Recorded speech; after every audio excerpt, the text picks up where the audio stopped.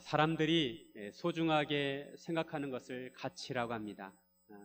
같은 흙이라 하더라도 어떤 사람은 그 흙을 가치 있게 여기기도 하고, 어떤 사람은 그 흙을 그저 무가치하게 여길 수도 있습니다. 어떤 병에 담겨져 있는 흙이 있는데, 만약에 그 흙이 그 사람의 돌아갈 수 없는 고향 땅의 흙이라면 그 사람에게는 그 흙이 너무도 소중한 가치를 가지고 있는 것이죠. 하지만 다른 사람에게는 그 흙이 일반 흙과 별 차이가 없는 것입니다.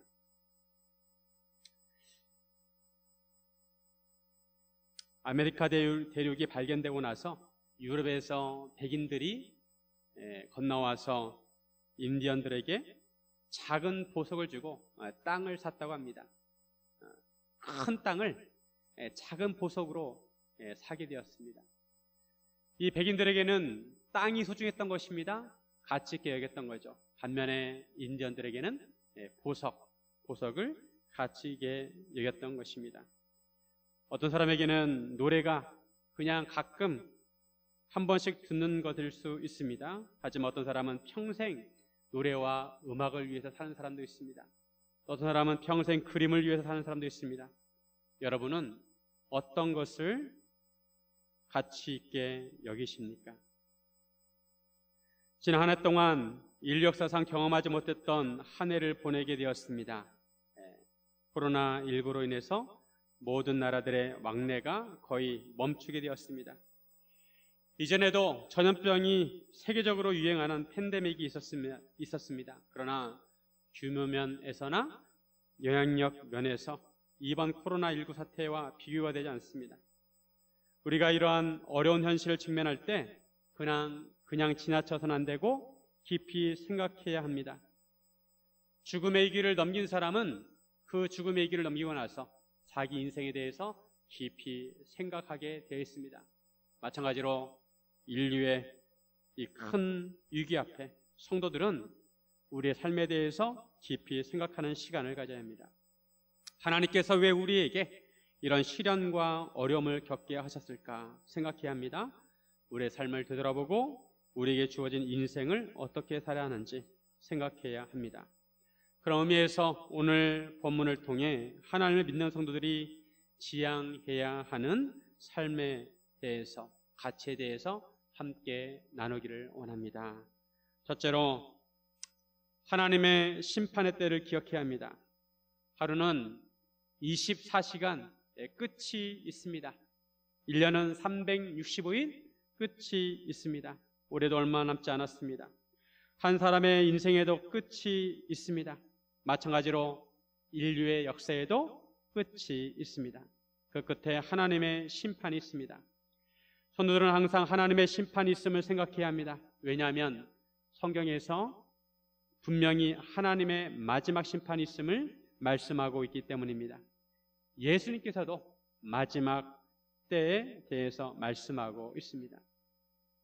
성경적인 세계관은 하나님께서 세상을 창조하셨고, 그런데 인간이 죄를 지어서 타락하였습니다. 이로 인해 하나님께서 인간을 심판하셨고, 하나님께서 죄에 빠진 인간을 구원하십니다. 그리고 마지막에 하나님의 심판이 있습니다. 이것이 바로 성경적인 세계관입니다. 성도들은 이런 성경적인 세계관을 가지고 있어야 합니다. 창세기에는 하나님의 심판이 두 번 나옵니다. 하나는 노아의 홍수이고 또 하나는 오늘 본문의 소돔과 고모라의 심판입니다. 하나님께서 세상을 심판하시는 이유는 인간이 죄로 인해 타락하였기 때문입니다. 하나님께서 공의로우시기 때문에 죄로 더럽혀진 인간을 심판하셔야 합니다.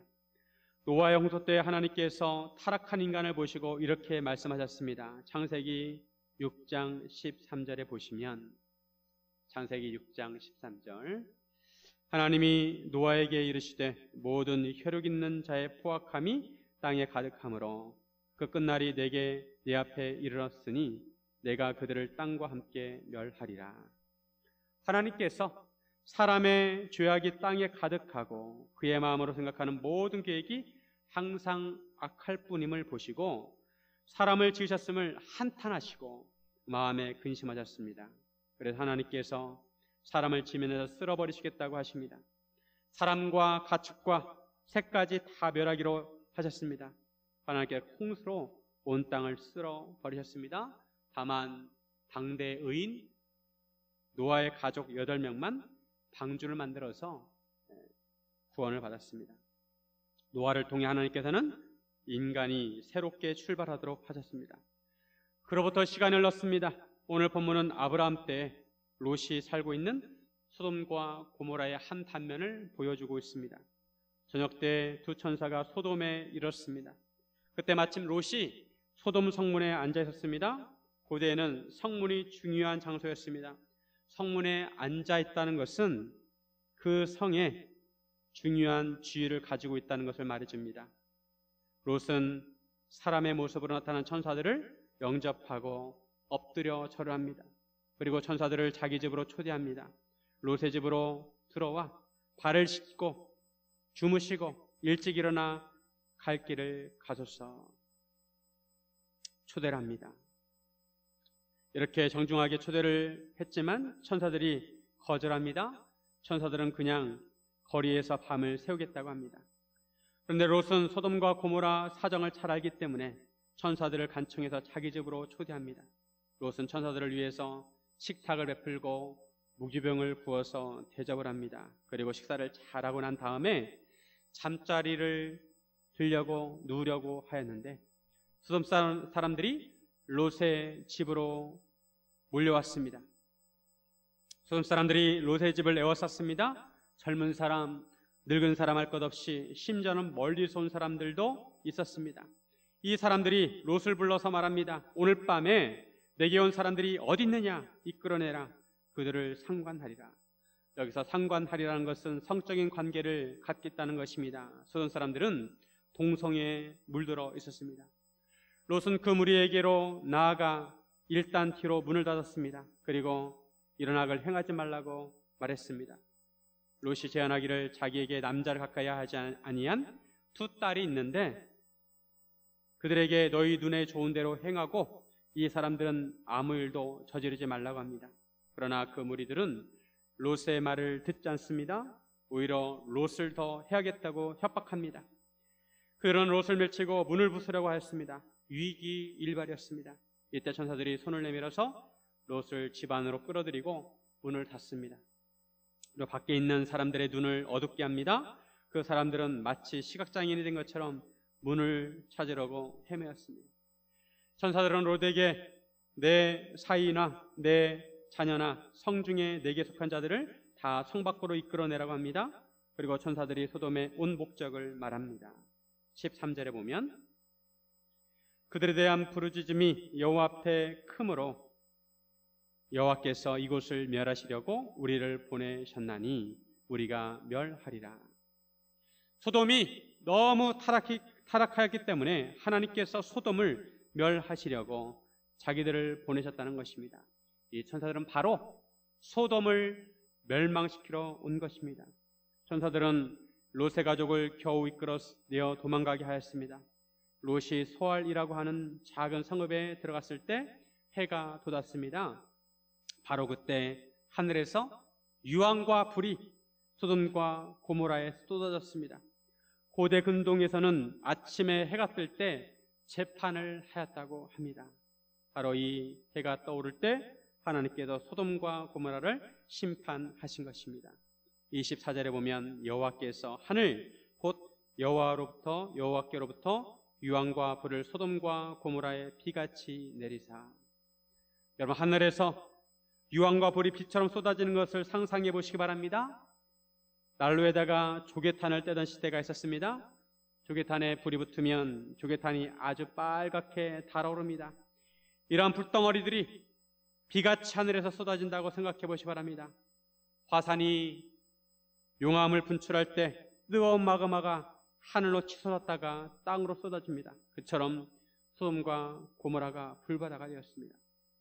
소돔과 고모라 사람들은 그런 일이 일어날 줄은 꿈에도 몰랐을 것입니다. 아침에 해가 돋았는데 갑자기 하늘에서 불과 유황이 쏟아지고 온통 불바다가 되었습니다. 그런데 이것은 과거의 일만이 아닙니다. 앞으로도 일어날 일들입니다. 예수님께서 이렇게 말씀하셨습니다. 누가복음 17장 28절 29절. 또 롯의 때와 같으리니 사람들이 먹고 마시고 사고 팔고 심고 집을 짓더니 롯이 소돔에서 나가던 날에 하늘로부터 불과 여왕이 비오듯 하여 그들을 멸망시켰느니라. 사람들이 심판받는 줄도 모르고 먹고 마시고 사고 팔고 심고 집을 지었다는 것입니다. 그냥 일상생활을 살았습니다. 살아가는 모습이 평범해 보였지만 타락한 그들은 멸망의 날이 다가옴을 깨닫지 못했습니다. 그런데 그 다음에 하신 예수님의 말씀이 중요합니다. 누가복음 17장 30절에 보면 인자가 나타난 날에도 이러하리라. 인자가 나타난 날에도 이러하리라. 마지막 심판의 때에도 사람들이 심판의 날이 다가오는 줄 모르고 그냥 일상생활에 매몰되어 살아간다는 것입니다. 예수님께서는 전도대를 영접하지 않는 동네를 향해서 그날의 소돔이 그 동네보다 견디기 쉬울 것이라고 말씀하셨습니다. 하나님의 심판의 때는 반드시 옵니다. 그 때와 그 시는 하나님 아버지만 알고 계십니다. 그러면 우리는 어떻게 해야 할까요? 우리는 항상 깨어 준비해야 합니다. 베드로후서 3장 10절 말씀 우리 같이 한번 읽어볼까요? 그러나 주의 날이 도둑같이 오리니 그날에는 하늘이 큰 소리로 떠나가고 물질이 뜨거운 불에 풀어지고 땅과 그 중에 있는 모든 일이 드러나리로다. 노아 때도 그렇고 소돔과 고모라 때도 그렇고 사람들은 그저 일상생활에 매몰되어 바쁜 삶을 살아갔습니다. 내일도 오늘과 똑같이 올 줄로 생각했습니다. 그러나 그들이 바라던 내일은 오지 않았습니다. 그들은 마지막 때를 준비하지 못했습니다.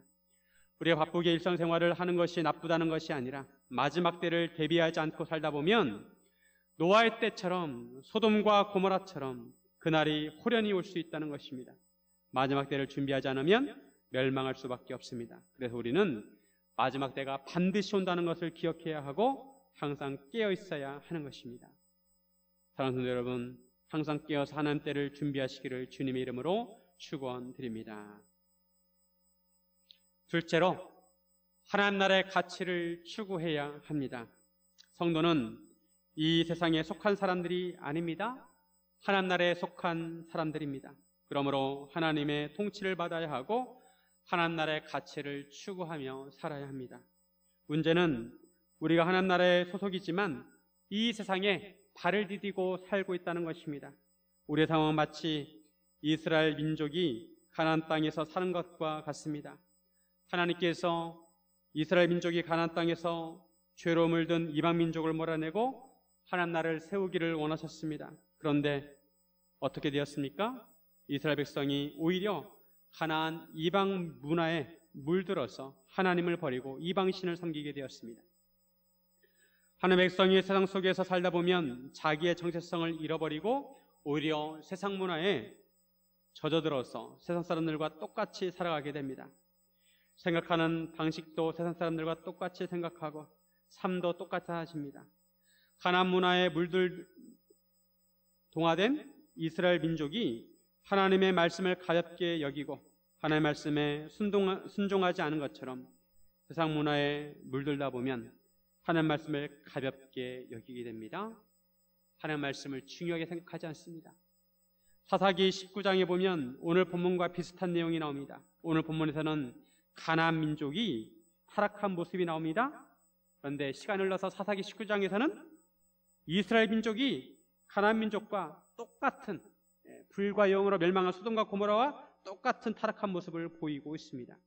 오늘 본문에 영적인 가치를 모르고 세상 문화에 물든 사람들을 찾아볼 수 있습니다. 먼저는 롯의 사위들입니다. 천사들이 소돔을 멸망시킨다는 말을 듣고 롯이 이 사실을 가족들에게 알렸습니다.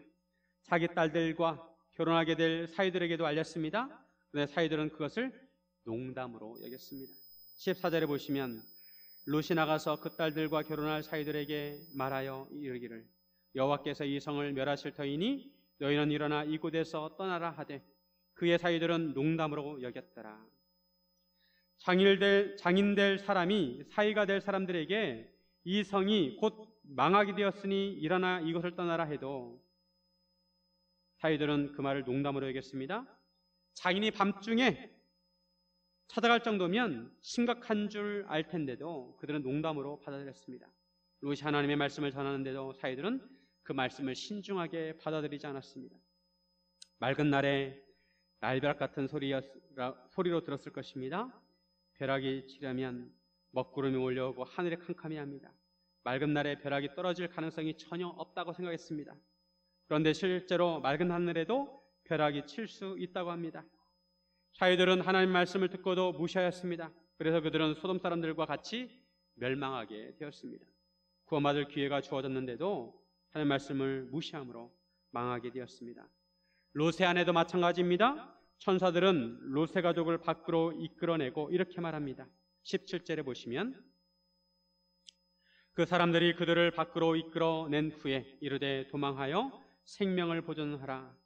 돌아보거나 들에 머물지 말고 산으로 도망하여 멸망함을 면하라. 구조받은 사람들은 구조대원의 말을 잘 들어야 합니다. 안전사항, 주의사항을 잘 들어야 합니다. 그리고 그대로 해야 합니다. 구조대원들의 말을 잘 듣지 않으면 구조가 힘듭니다. 분명히 천사들은 롯의 가족에게 생명을 보존하기 위한 주의사항을 알려주었습니다. 절대 뒤를 돌아보지 말라고 하였습니다.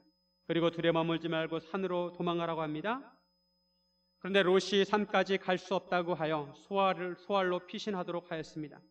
그런데 롯의 아내는 도망가다가 뒤를 돌아보았습니다. 그 순간에 롯의 아내는 소금기둥이 되었습니다. 소돔과 고모라 위치로 추정되는 곳이 바로 사해바다입니다. 사해바다는 육지에 있는 호수입니다. 그런데 바닷물처럼 소금물입니다. 염분이 너무 높아서 사람들이 들어가면 몸이 둥둥 뜹니다. 그리고 생물이 살 수가 없습니다. 롯의 아내는 소금기둥이 되었습니다. 롯의 아내는 왜 뒤를 돌아보았을까요? 롯의 아내는 천사의 말을 잘 지키지 못했습니다. 롯의 아내는 소돔에 있는 자기 집을 잊을 수 없었습니다. 소돔이 롯의 아내의 고향이라면 자기 친정 식구들을 생각했을지도 모릅니다. 아니면 자기 집에 무엇을 두고 왔는지 모르지만 그것이 아까운 생각이 들어서 집을 돌아보았을 것입니다. 롯의 아내는 소돔이 멸망하는데도 그 안에서 누렸던 세상 문화와 세상의 가치들을 그리워하였던 것입니다.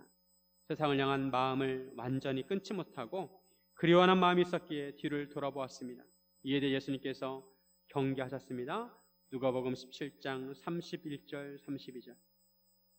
그날에 만일 사람이 지붕 위에 있고 그의 세간이 그 집 안에 있으면 그것을 가지러 내려가지 말 것이요 밭에 있는 자도 그와 같이 뒤로 돌이키지 말 것이니라. 롯의 철을 기억하라. 마지막 때를 생각하면서 롯의 철을 생각하라고 하셨습니다. 집에 두고 온 그것이 자기 생명을 살리는 것처럼 생각하지만 바로 그것이 롯의 아내의 생명을 잃게 하였습니다. 오히려 모든 것을 잃었다고 생각할 때 살 수가 있습니다.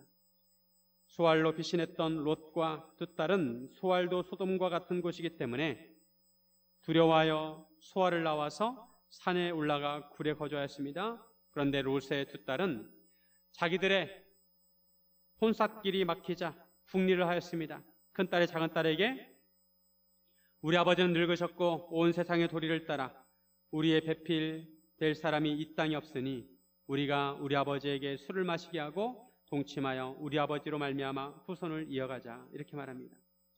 그날 밤에 롯의 딸들은 아버지에게 술을 마시게 하고 큰딸이 들어가서 아버지와 동침합니다. 그러나 그의 아버지는 그 딸이 눕고 이러는 것을 깨닫지 못합니다. 그 이튿날에도 그들은 아버지에게 술을 마시게 하고 작은딸이 아버지와 동침합니다. 그러나 이번에도 아버지는 그 딸이 눕고 이러는 것을 깨닫지 못합니다. 이러한 롯의 딸들의 행태를 보면 이들도 소돔에 살면서 소돔의 문화와 많이 동화되어 있는 것을 알 수 있습니다. 롯과 그의 딸들은 하나님께서 싫어하시는 근친 상간을 하게 되었습니다. 롯의 딸들은 임신하고 아들을 낳았는데 큰딸이 낳은 아들은 모압이라 이름 지었고 작은딸이 낳은 아들은 벤암미라고 했습니다. 모압은 모압 족속의 조상이 되었고 벤암미는 암몬 자손의 조상이 되었습니다. 모압이란 단어는 아버지로부터 이런 뜻을 가지고 있어요. 베남미는 나의 친족의 아들이란 뜻을 가지고 있습니다. 그들은 아버지의 아들을 낳았다는 것입니다. 이 모압과 암몬 자손은 나중에 이스라엘의 적이 됩니다. 롯의 사회들과 롯의 아내와 딸들은 소돔에 살면서 세상 문화에 물들게 되었고 그들과 동화되어 있었습니다.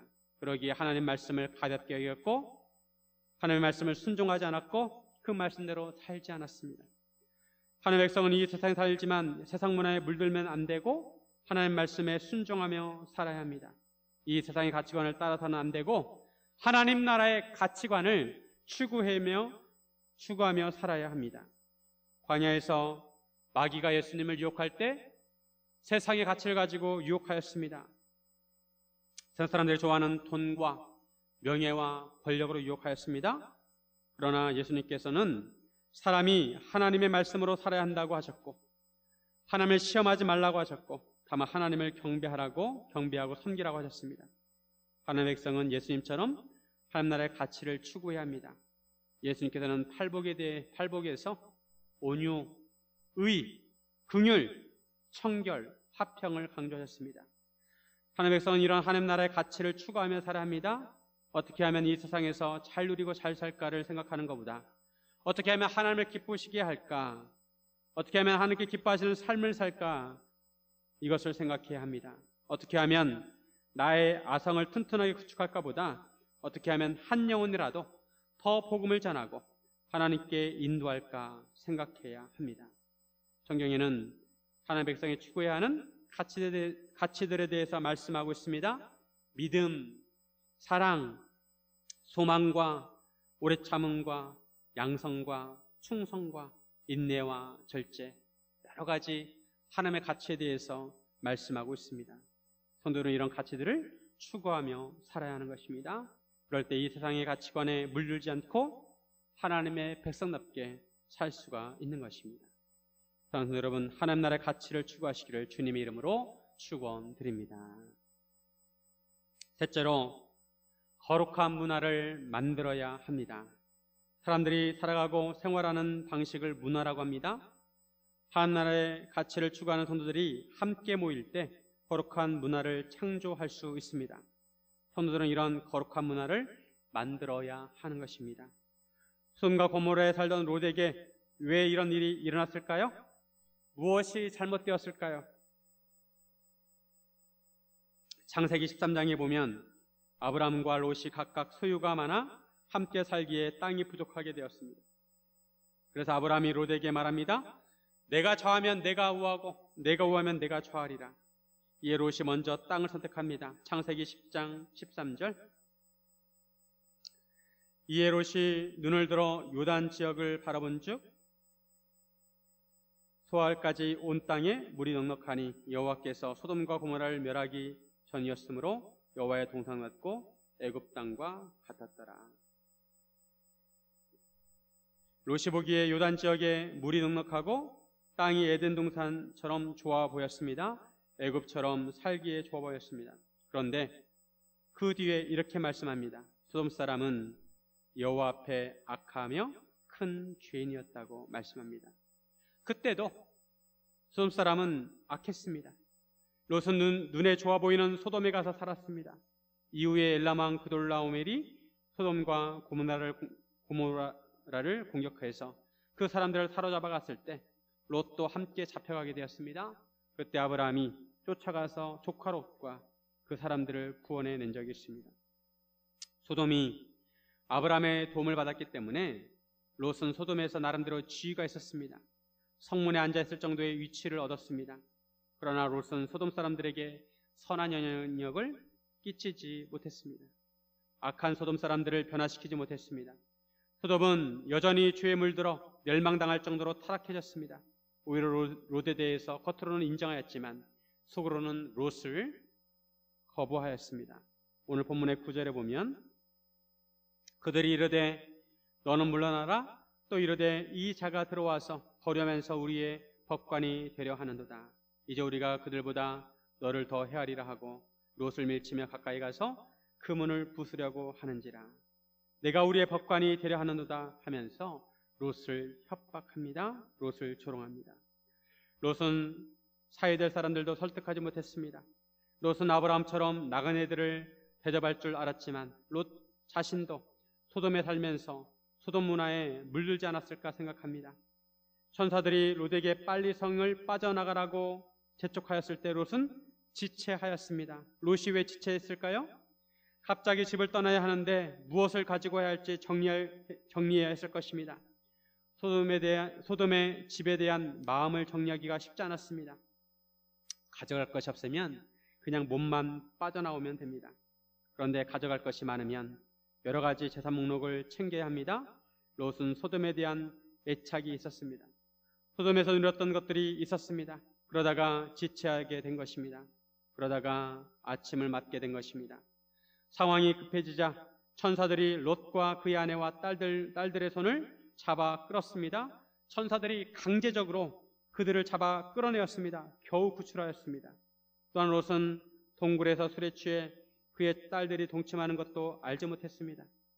사람들이 큰 재난을 경험하고 나면 충격에 빠지게 됩니다. 노아도 홍수를 경험하고 나서 포도주 취해서 아들들에게 취한 모습을 보였습니다. 롯은 그만큼 영적으로 어두워진 것을 보여주고 있습니다. 그럼에도 롯이 여호와의 자비하심으로 구원을 받은 것은 하나님께서 아브라함을 생각하셨기 때문입니다. 29절에 보시면 하나님이 그 지역의 성을 멸하실 때에 곧 롯이 거주하는 성을 엎으실 때 하나님이 아브라함을 생각하사 롯을 그 엎으시는 중에서 내보내셨더라. 바로 앞장에 보면 여호와께서 소돔과 고모라에 대한 심판을 미리 아브라함에게 알려주십니다. 이 말씀을 들었을 때 아브라함은 여호와 하나님께 의인을 악인과 함께 멸하려 하시나이까 하면서 중재자 역할을 하였습니다. 창세기 18장 24절 그 성 중에 의인 50명이 있을지라도 주께서 그곳을 멸하시고 그 50의인을 위하여 용서하지 아니하시리이까. 하나님께서 아브라함의 간구를 들으시고 소돔에서 의인 50명을 찾으면 그들을 위하여 온 지역을 용서하시겠다고 합니다. 그 당시에는 한 100명 정도 되는 성읍을 도시라고 하였다고 합니다.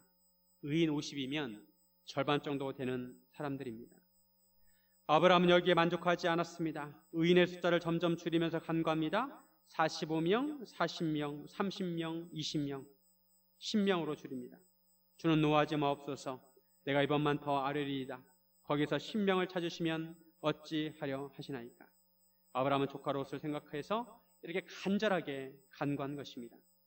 근데 결국 소돔과 고모라가 멸망한 것을 보면 그 성에는 의인 10명이 없었습니다. 의인 10명만 있었으면 소돔과 고모라를 구할 수가 있었습니다. 유황불 심판을 면할 수 있었습니다. 그런데 의인 10명이 없었습니다. 무엇을 말합니까? 10명은 어떤 집단의 최소 단위입니다. 어떤 문화를 만들기 위한 최소 단위라고 할 수가 있습니다. 롯의 식구 4명에다가 사위 2명을 합치면 6명입니다. 이들이 다 하나님을 경외하고 하나님 말씀을 엄중히 여기고 그 외에 하나님을 경외하는 사람 4명만 더 있었으면 소돔은 멸망하지 않았습니다. 그런데 사위들도 그렇고 하나님을 경외하는 4명이 없었습니다. 하나님께서 이 세상이 악해도 바로 심판하지 않으시고 참으시는 것은 의인들을 보고 참으시는 것입니다. 이런 면에서 세상은 성도들에게 빚졌다고 할 수 있습니다. 이런 면에서 성도들은 자긍심을 가져도 좋습니다. 이 세상을 구하려면 우리가 의로워야 합니다. 내 가족을 구하려면 내가 의로워야 합니다. 다른 사람 보지 말고 나 자신이 의로워야 합니다. 의로운 세상을 누가 만들어주지 않습니다. 바로 우리가 만들어야 합니다. 우리가 의인으로 의로운 삶을 살고 주변에 의의 영향력을 미쳐야 합니다. 적어도 성도들이 주변에 친척이든 친구든 한 사람씩만이라도 전도해야 합니다. 그리고 함께 하나님께 예배드리고 함께 하나님을 찬양하고 거룩한 기독교 문화를 만들어야 하는 것입니다. 삶의 방식에 있어서 생각하는 방식에 있어서 거룩한 문화를 만들어야 합니다. 예전에 사탄은 대중문화를 선택했다 이런 책이 있었습니다. 성도들은 거룩한 문화를 만들어야 합니다. 직장생활, 결혼, 가정, 출산, 자녀 양육, 일상생활, 음악, 미술, 문화, 누리문화 등에 있어서 세상 사람들과 구별되는 문화를 만들어내야 하는 것입니다. 다음 세대를 위해서도 좋은 문화를 만들어 주어야 합니다. 아브라함이 그날 아침에 일찍 일어나 여호와 앞에 서 있던 그곳에 가서 소돔과 고모라 지역을 바라보았습니다. 30km 이상이었을 것입니다. 밤새 제대로 잠을 이루지 못하였을 것입니다. 아브라함이 소돔과 고모라를 바라보았을 때 그곳은 연기가 옹기 가마의 연기처럼 치솟고 있었습니다. 하나님께서 소돔과 고모라를 멸망시키셨지만 아브라함을 생각하셔서 롯을 구원해 주셨습니다. 롯이 구원받은 것은 아브라함의 충재가 있었기 때문입니다. 여호와께서 자비를 더하셨기 때문입니다. 물론 롯에게 의로운 모습이 있었습니다. 나그네를 잘 대접하였습니다. 그로 인해 구원받을 기회를 얻었습니다. 롯은 겨우 구원을 얻게 되었습니다. 롯은 화려한 도시와 눈에 좋아 보이는 소돔을 선택하였지만 결국 모든 것이 사라지게 되었습니다. 롯은 어떻게 살았어야 했을까요? 롯은 영적으로 많이 고독했을 것입니다. 타락한 도시에서 살아가다 보면 자신도 모르게 영혼이 피폐해집니다. 영적으로 멍이 들었을 것입니다. 롯에게는 함께 하나님께 예배드릴 수 있는 모임이 필요하였습니다. 최소한 의인 10명이 필요했습니다. 그래야 그의 영혼과 믿음을 지킬 수 있었습니다. 상황이 현대를 살고 있는 크리스천들과 비슷합니다. 이 시대도 소돔과 고모라 못지 않습니다. 이제는 동성결혼을 합법화하는 나라들도 많아지고 있습니다. 방송국이나 언론들이 쏟아내는 기사들을 보면 하나같이 인본주의입니다. 우리는 세속도시에 살고 있습니다. 만약 우리가 이런 세속도시에서 영적으로 끼어있지 않는다면 롯의 처지와 같을 수밖에 없습니다. 이런 시대에 우리는 함께 하나님께 예배드릴 수 있는 모임이 필요합니다. 성암교회 모든 성도들이 함께 드리는 정기적인 예배가 있습니다. 이것은 기본이고 이외에도 함께 기도해주고 함께 서로 나누고 은혜를 나누고 함께 손잡고 기도할 수 있는 소모임이 필요합니다. 이런 모임에 수속되어 있어야 합니다. 구역 모임도 좋고 후소 모임도 좋습니다. 롯은 아브라함을 가까이 했어야 했습니다. 아브라함은 하나님의 언약을 붙들고 살았습니다. 아브라함은 조카 롯에게 먼저 선택권을 주었고 롯이 눈에 보기 좋은 땅을 선택했을 때 아브라함은 하나님의 말씀을 듣고 따랐습니다. 롯이 떠난 다음에 하나님께서 아브라함에게 동서남북을 바라보라고 하십니다. 그리고 이렇게 말씀하십니다. 창세기 13장 17절과 18절에 보면 너는 일어나 그 땅을 종과 행으로 두루 다녀보라. 내가 그것을 내게 주리라. 이 아브라함이 장막을 옮겨 헤브론에 있는 마므레 상수리 숲에 이르러 거주하며 거기서 열을 여여 제단을 쌓았더라. 아브라함은 하나님께서 주시겠다고 하시는 땅에 머물렀습니다. 그때 아브라함은 아무것도 손에 들어온 것이 없었습니다. 하지만 아브라함은 하나님의 언약을 붙들었습니다. 그리고 하나님을 위해서 제단을 쌓았습니다. 하나님께 예배를 드렸습니다. 하나님께서 주시지 않으면 아무리 화려한 것이라 하더라도 내 것이 아닙니다. 내 것이 될 수가 없습니다. 하나님께서는 아브라함에게 가나안 땅을 바로 주시지 않았습니다. 아브라함을 통해서 한 민족을 이루게 하시고 시간이 흐른 다음에 그 땅을 이스라엘 민족에게 주었습니다.